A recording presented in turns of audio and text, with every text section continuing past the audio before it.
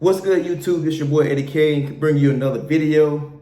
Right now, we talking about these NBA trades. Like, this season has been crazy so far with the return of Zion and with the death of Kobe Bryant and his daughter and the other passengers on that helicopter. RIP to Kobe, his daughter, and all the other passengers that down that helicopter. It was a tragic event. You know what I'm saying? That nobody wished it ever happened. You know, so rest in peace to him, to his daughter, rest in peace on that helicopter. His family's in my prayers, the other people's families in my prayers, and I just hope, you know, we all take a lesson from this, that, you know, we don't know when it's time for us to go, so any day could be our last, so let's, you know what I'm saying, squash whatever beef you had with whoever, whenever, however, and just, you know what I'm saying, get along with each other, all right? And that's my spill on that. So, with that being said, let's get into these trades, all right? So, like I said, this season has been crazy, right? It's just a lot of stuff going on. Like I said, with the return of Zion, he's balling out right now. And, you know, just everything, you know, with the Houston Rockets playing small ball now. Like, that's crazy, right? So, you know, that's crazy from a defensive standpoint. But offensive standpoint, it sounds like it makes sense. But let's get into these trades. That's what we on this video for. Talk about these trades. So the first trade I'm talking about, is the Miami Heat and the Vancouver Grizzlies, and the Memphis Grizzlies with their trade. So the Heat gets Andre Iguodala, Solomon Hill, and Jay Crowder. Now, Iguodala speaks for himself. That man has been tested, tried and true. He's an NBA champion. He's a Finals MVP. What more can you say about this man? Yes, he's not very good from behind the three-point line, but everywhere else he makes up in. Solomon Hill is a very solid player off the bench. He put good numbers up coming off the bench. You know what I'm saying? He's been a solid player for years. Jay Crowder is money from behind the line. He's money from behind the line, and he's tough. That's what you need. Toughness. You always need somebody tough on your team. You know what I'm saying? So let's talk about who the Grizzlies got, right? The Grizzlies got Justice Winslow, Dion Waiters, and Gorgie Dang. All right, so Justice Winslow. Personally, I thought Justice Winslow was going to be better than what he is right now. I thought he was going to be a NBA superstar. He's in the NBA, but he's not a superstar. I mean, not in my eyes. I thought he was going to be better than what he is right now. Maybe this change of scenery will bring him out more. All right, Dion Waiters. Dion Waiters been a shooter. He's a shooter. He's been a shooter for a long time. He's just been under the radar with this recent thing that happened. I think Miami was waiting to dump him. You know what I'm saying? If you don't know what happened, I'm not going to bring up the issue. You can look it up because I don't think I should bring it up. But, yeah, just look it up. If you want to know what happened to him, look it up. And I think Miami was just waiting to dump him, and they found a way to dump him. Gorgie Dang is that's another good guy off the bench. He will give you solid numbers, solid rebounds, solid defense. He's a solid player, and I like Gorgie Dang. Also within this trade, was the Timberwolves. Timberwolves received James Johnson. I'm not abreast about James Johnson, so I'm pretty sure he's just pretty much a role player, which he might not end up playing for the Timberwolves anyway. They might just cut him, or I don't know. They probably just end up cutting him, or they might keep him. I don't know, but I haven't seen him do too much this season. All right, on to the next one. The Warriors and the Timberwolves. Timberwolves in there again. So the Timberwolves, so the Warriors get Andrew Wiggins, protected 2021 pick, protected 2021 first round pick, a 2021 second round pick. All right, so Andrew Wiggins, right? So Andrew Wiggins hasn't panned out to what he's supposed to be. He's a good player, but he's not a great player. Hopefully this new scenery will bring the most out of him. I think he did whatever he could in Minnesota, and that's all he can do. But it probably wasn't for him. I think it wasn't for him. So I think this new scenery will help him out. So the Timberwolves get D'Lo, like D'Angelo Russell. I have my own personal reasons why D'Lo got traded, but one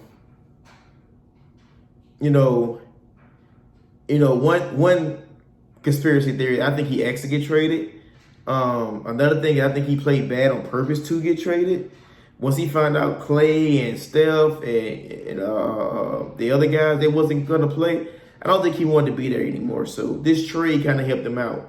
Plus, him and Cat are best friends. So to play ball with your best friends. If you ever play ball anything with your best friend, you up your game level. You really up the way you play ball. So you really up the way you play anything. If you play with your best friend, you really up the way you play anything. So I think this could be a resurrection for Cat and D'Lo. So I think that was a good trade. I really think that was a good trade.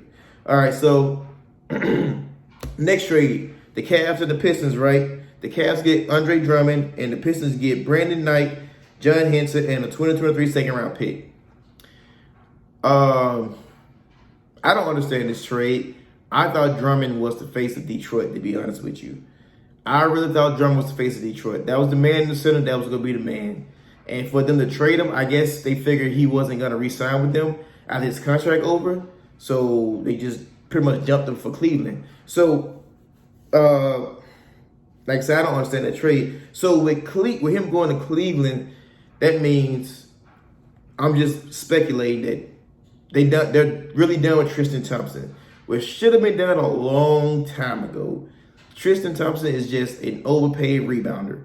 He doesn't put up big numbers. He's just there. He just hit a clog with the paint.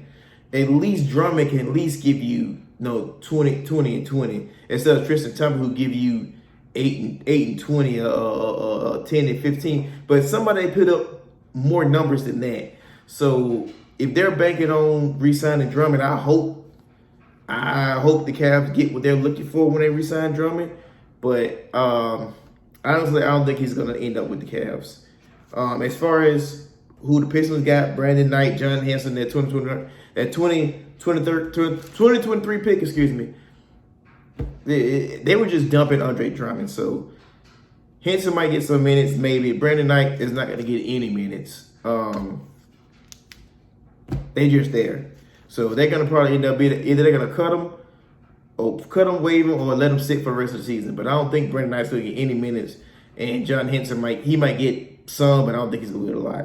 So I hope it all works out for the Cavs. The Cavs, they're kind of struggling right now, but I really do hope it works out for the Cavs. All right, so the next trade, near and dear to my heart, the Clippers, the Knicks, and the Wizards. And why I say near and dear to my heart, as you can see, I am a Knicks fan. I am not ashamed of it. I will say I'm a Knicks fan. I've been a Knicks fan for a long time. And no, I'm not from New York. You don't have to be from New York to be a Knicks fan, all right? Let's get that clear. All right, so the Clippers get Marcus Morris and Isaiah Thomas and Quentin Mayo, which Clippers said they're already gonna cut Quentin Mayo. The Knicks get Marquise Harkless and a 2020 first round pick, and then Wizards get Jerome Robinson. Whoever the hell that is, I don't know. But let's start with the Clippers. So the Clippers get Marcus Morris and Isaiah Thomas. So Marcus Morris was our most solid player.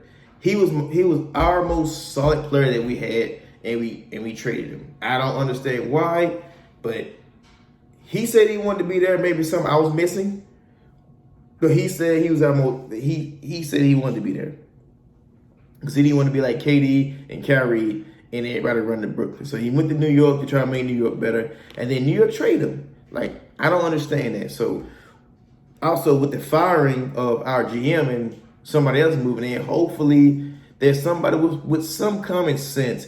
I really wish, in my opinion, they got either Kenny Smith or Mark Jackson as the GM of the Knicks. I think one of those two would have been great. But I don't know. Whoever's pulling this trigger is Sandra Bullock, and they pulling it blindfolded. So yeah. So Marcus Morris and Isaiah Thomas. So Marcus, like I said, I can't speak enough on Marcus Morris. He's a tested, tough, great player, and I wish we didn't trade him, but things happen. Isaiah Thomas, I think it is a blessing in disguise that Isaiah Thomas got traded from the Wizards. I think he deserves to go to a winning team. He deserves to go to a good team. The way the Celtics did him was horrible and pretty much disrespectful. And I think he deserves to go to a winning team. I'm glad he got out of DC. No disrespect to the Wizards, none whatsoever. Because John Wall is one of my favorite players. But he wasn't going to thrive there. He wasn't going to thrive there. We're not going to see his full potential. We wasn't going to see his full potential in DC. So the Knicks get Maurice Harkless, who's just pretty much a role player, honestly, in my eyes. He's just pretty much a role player. He's not going to take over the game. He's not going to make the Knicks better. He's just pretty much another role player to add to the rest of the role players that we got. We also got a 2020 first round pick, you know. I might have read that wrong, but it might be a 2021, but I might have read that wrong. Either way, we got another first round pick. So hopefully these first round picks adds up and we end up either getting I'm speaking into existence. I don't care. We get LaMelo, or B, we take these picks, we stack them up and we trade them for a legitimate player. I don't know how it's gonna go, but we'll see. All right. And like I said, the Wizards get Jerome Robinson, which I'm be honest, I don't know who that is and really don't care. He's just really just a role player. All right. So on a positive note for my team, the Knicks, we have 1, 2, 3, 4. We have the next 4. Yeah, we got 4 first round picks. So from the next draft until 2023, we have a first round pick, regardless of whatever our record is. So whether we do good or do bad, we'll be in the top. We have a first round pick maybe in the top 10. So yeah. So hopefully it works out with his new GM. It works out with him, and we have something to go off of. Because right now we're drowning, and I hope for nothing but better days for my Knicks. I don't want to linger on it because I can talk about my Knicks all day. Yeah. All right. Next trade. So the Sixers and the Warriors again. Warriors are back in the trading block again. All right. So the Sixers receive Alex Burke and Glenn Robinson III. Alex Burke is a good player. I've been watching him for a while. He's an awesome player. Glenn Robinson III, he's a good player too. Don't take the hesitation the wrong way, but he's a pretty good role player too. I've been watching him for a while. So the Warriors get 3 second round picks, which they're probably gonna end up trading those second round picks once the draft come around for either another first round pick, or they're gonna bundle and go out to somebody liable if they do so. The Sixers also receive a second round pick, which doesn't really mean nothing. And then the Magic also in this trade, they receive James Ennis. James Ennis is on the move again. I thought James Ennis found a home when he was in Houston, and I was wrong. Then I thought he found a home when he was in Philadelphia, and I was wrong. So now he's in Orlando, which I hope this man finds a home because he is getting traded disrespectfully. I think it's disrespectful that he's getting traded the way he's getting traded. So I call it disrespectfully the way he's getting traded, honestly. He's a great player. He's a good player. I'm not going to say great. He's a good player, great defensive player. And I think he deserves, a shot to stay on the team longer than a year or 6 months or however long he's been on this team. It's just, I think he deserved better. All right. So where we at now? All right. So the Rockets, right? The Rockets, a.k.a. Team Small Ball. All right. So the Rockets trade Clint Capella to Atlanta for Robert Covington. And it's a 3-team trade. So it's the Rockets, Atlanta, and Minnesota. So the Rockets get Robert Covington. Atlanta get Clint Capella, Nene. Yeah, Clint Capella, Nene. Minnesota receives, I'm sorry, it's a 4-team trade. I read that wrong. My apologies. It's a 4-team trade. So the Rockets receive Robert Covington. Atlanta receiving Clint Capella and Nene. And Minnesota receiving Malik Beasley, Willie Herman Gomez, Evan Turner, and a first-round pick. And Denver receives Gerald Green. So we're going to go from top to bottom. The Rockets receiving Robert Covington. He's a shooter. He's another shooter. And if they're going small ball, like I said earlier, then that's all they need is another shooter. If that court wide open, James Harden can take it to the hole. Russell Westbrook can take it to the hole. They double team any one of them guys. They got shooters all around the court. It makes sense from an offensive standpoint. It really makes sense from an offensive standpoint. Now, from a defensive standpoint, it doesn't. The only way I see that work if they play zone the whole game. Excuse me. The only way I see that work if they play zone the whole game. And that's the only way it's going to work if they play zone the whole game, which I doubt. But because there's no way their interior defense can stop anybody with a center. No possible way. If any team that's smart, you would pound that paint. You pound that paint. But I hope they do that. But if not, then they're gonna let Houston run wild. So we'll see. All right. So Atlanta gets Clint Capella and Nene. So I don't understand why Atlanta got Clint Capella.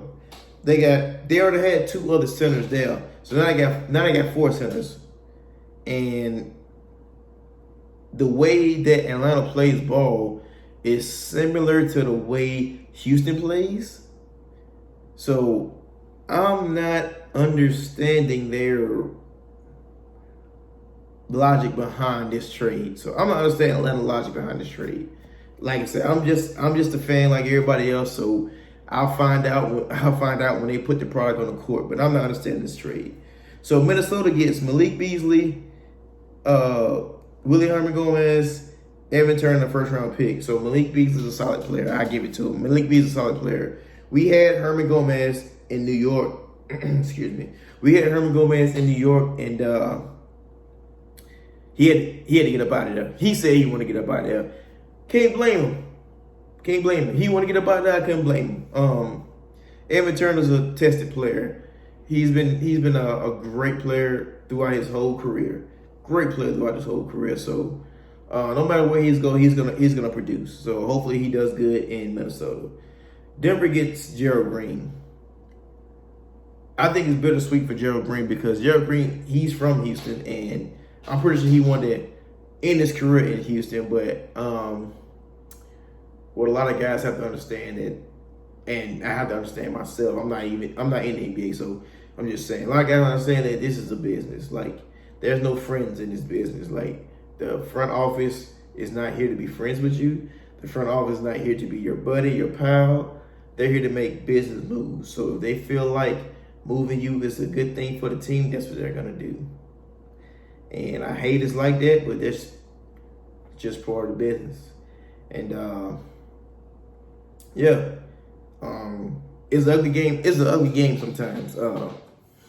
It's an ugly game sometimes. You lose your best friend, your best teammate, the best scorer, your best defensive scorer. You lose all that in a single season, in half a season or whatever. So like I said, these trades, you know what I'm saying? Some of them make sense, some of them don't. But we'll see what comes out of it. Like I said, I hope every trade that came out makes sense for every team. If not, then you need to ask your GM what they was thinking about, because I'm asking my GM what he was thinking about before he got fired. But I'm asking my GM what he was thinking about. Hopefully the next one that come in understand that we're drowning and we need help over in the Knicks area. So, but either way it goes, I'm a ride or die Knicks fan. I'm gonna always support the Knicks. So with that being said, you know what I'm saying? If you like the video, comment down below. If you didn't like the video, comment down below. Either way, comment down below. Like, subscribe to my channel. Thank you for watching. And some new come out, if some old updates come out, I'll be on it like hotcakes. And with that being said, see y'all later.